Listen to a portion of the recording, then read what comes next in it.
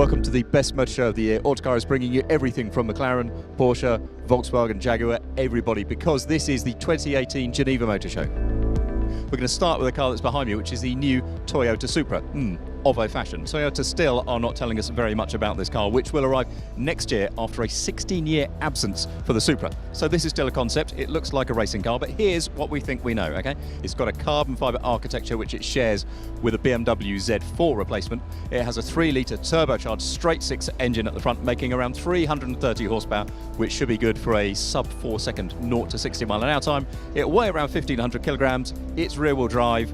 Toyota wants to make exciting cars. That's what they tell us. They will do so as of next year from around £50,000. This is the Ferrari 488 Pista. Loads to tell you about this, and it's all in the details. This is the follow-up to the 430 Scuderia and the 458 Speziale, in that it's a special series V8 powered mid-engine Ferrari sports car. It's got a challenge engine, basically. That's the race car engine dropped into the standard 488. That makes 49 horsepower more than a regular 488's engine, so it's now the most powerful V8 engine that Ferrari has put in a road car. It has 711 of hour brake horsepower, 720 metric. It drives through a slightly tweaked version of the standard gearbox, but the big news is all in the aerodynamics. At the front there is an S-duct. That takes air and it puts it up over the car to increase downforce. There's a larger spoiler at the back to do the same there. So overall downforce is up by 20%. Weight is down by 90 kilograms. Now some of that has come out of the interior. There's loads of carbon inside. There are carbon seats as standard. Some of that also comes from the engine. 18 entire kilograms comes from a lower engine. And not on this car, but we will show you the details of another car. There are some carbon fibre wheels which are 40% lighter than standard wheels. They cost 18 grand as an option on top of £252,000 that the rest of the car costs. When I say it's a special, not limited series Ferrari, there isn't a limit to the production numbers. It'll just stay in production until the 488 goes out of production.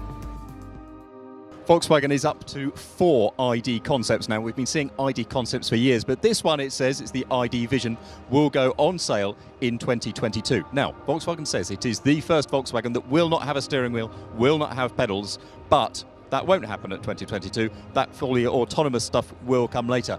In 2022, what it will come with is electric power, as will all of these ID models. By about the middle of next decade, it reckons it will be selling 1 million electrically powered cars a year. Why? Well, it can't really talk about diesels very much anymore, can it?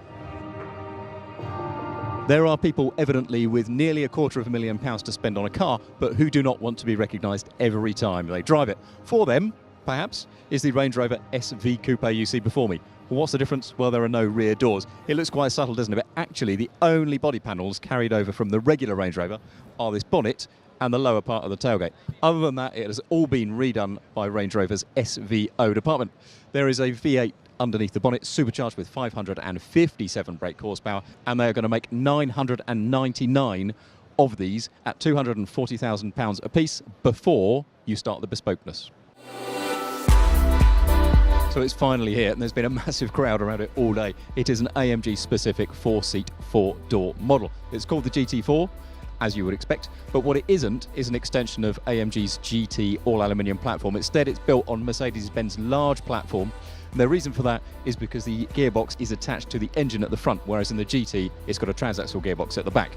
Why does that matter? Because all of these AMG GT4s are four-wheel drive, and it is much easier to take the four-wheel drive components for front drive off of the gearbox than it is when it's at the back. Now, there will be a 6-cylinder version. There will also be 2 V8s, of which this is the more powerful.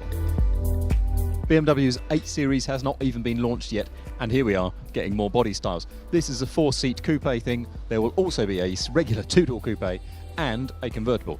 Engines on production cars will be the 3-litre straight 6-cylinder that BMW is pretty famous for, as well as its 4.4-litre V8, even, I believe, the 6.6-litre twin turbocharged V12. That's going to put the 8 Series into somewhere where there's real interesting competition, actually. Anything from a Bentley Continental GT through a 911 Turbo or Aston DB11. Prices, I would guess, could be anything from about £80,000 through to maybe 150 grand. The I-Pace is the first pure electric vehicle from Jaguar Land Rover. It will be followed by an XJ electric saloon next year, and then there'll be a bunch of hybrids before 2020 as well. So the I-Pace has an electric range of about 300 miles, Jaguar reckons that by the time this car goes on sale in the summer, 100 kilowatt chargers will be far more prevalent, reducing the charge time it needs.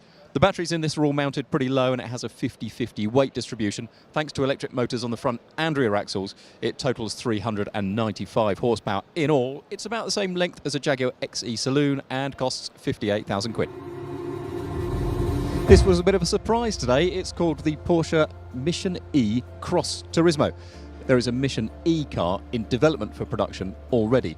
This concept car contains lots of the production parts of that. So it has 2 electric motors, one front, one at the back, with 600 horsepower in total, and the floor is kind of all batteries. What this does is it introduces another potential body style to the Mission E range, which is going to be a kind of separate part of Porsche's lineup.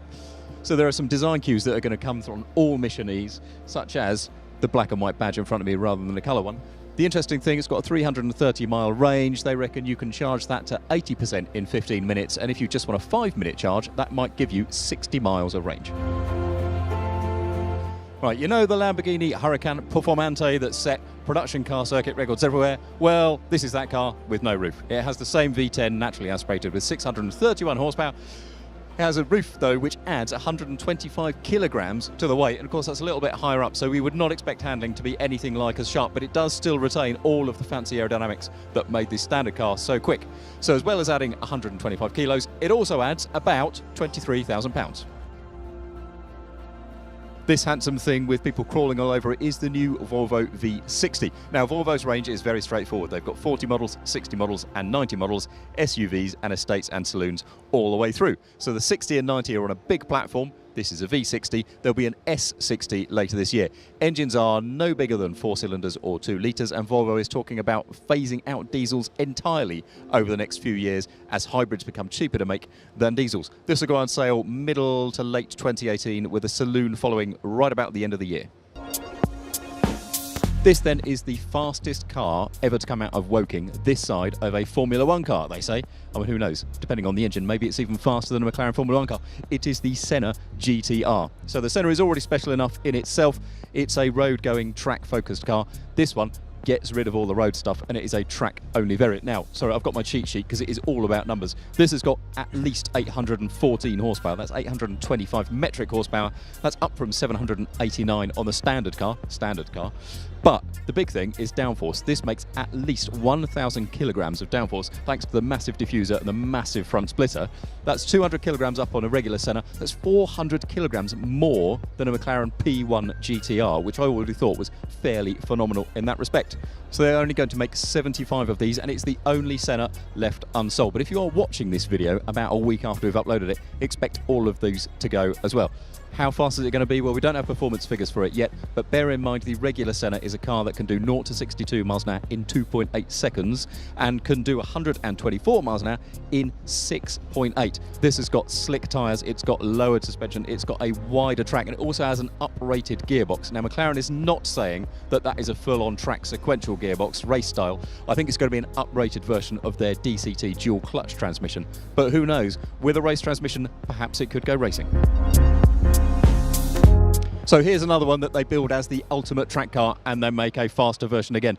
It's called the Aston Martin Valkyrie, and this is the AMR Pro specification. So what have they done? Well, they've taken out most of the things that made it a road car. So they've taken out the heating and ventilation, for example, put in plexiglass windows, they've taken out the silencers. All of that means that they've managed to liberate an extra 110 horsepower from the 6.5-litre V12 engine. Now, details on that are still a bit scarce, so there is no overall power figure, but I can give you a weight figure, which is now down to 1,000 kilograms. So with more downforce, less weight, more power. Adrian Newey, who is the F1 genius behind this car, he says, the standard car is as fast as an F1 car around Silverstone. I'm not going to say how fast this one is, but you can have a guess. So as part of Aston Martin's second century plan, it is introducing one new model every year. By 2021, 2 of those will be Lagondas, as the rebirth of the luxury Lagonda brand. This is a saloon version. You can consider it as a rival to a Rolls-Royce Phantom, but it's going to be electric only. Now, that gives it certain advantages from a packaging point of view. You can see the interior is vast, and it is designed, Aston says, from the inside out. Because you can put the mechanicals wherever you want to, you can do the interior first and then design everything else around them. So there'll be a saloon first. There will also be an SUV, which is previewed by a model on this very stand.